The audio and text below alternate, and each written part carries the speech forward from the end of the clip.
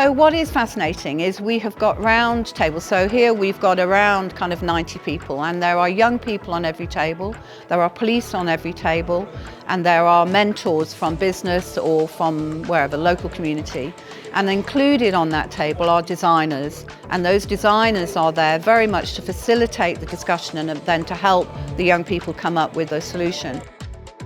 I think from a Milton Keynes perspective, it is very crucial to have the younger people involved to be able to help us as a city council or even as civilians for this wonderful city to know what is the best approach from their perspective.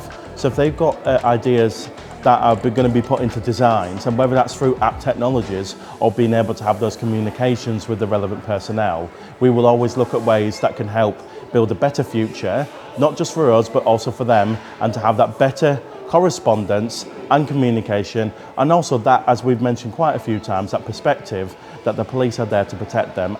I think it's a really positive opportunity. So some of my team are here today and some of our neighbourhood officers, so I've got harm reduction unit officers here. So today is really a great opportunity for them to not be in uniform and to engage with people on a level where they're not necessarily at a crisis point. So it's an opportunity for them to ask questions and also to gain some really valuable feedback from young people and how they perceive Thames Valley Police. I think actually everyone on the table, it started off a few quiet ones there, but actually everyone's getting a voice now as we talk more, as they hear me talk and trust me a bit more rather than a big intimidating policeman. They're all coming out with their suggestions now and actually reinforcing some of the things they had said earlier as well when we challenge things. And so there's that mutual respect coming now.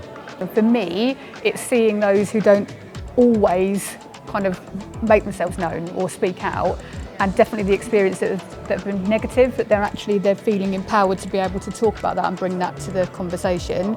We've got a senior police officer on our table, and we read that this event was going to be about humanising the police, but we've actually seen that in action, and he's talked about his own experiences that's been, I think, really eye-opening from the young people's point of view, and I've learnt things that I didn't realise the police do, and that's been really wonderful. I think it's definitely helping to break down those barriers, which is what we knew the event was about, but now we're seeing it.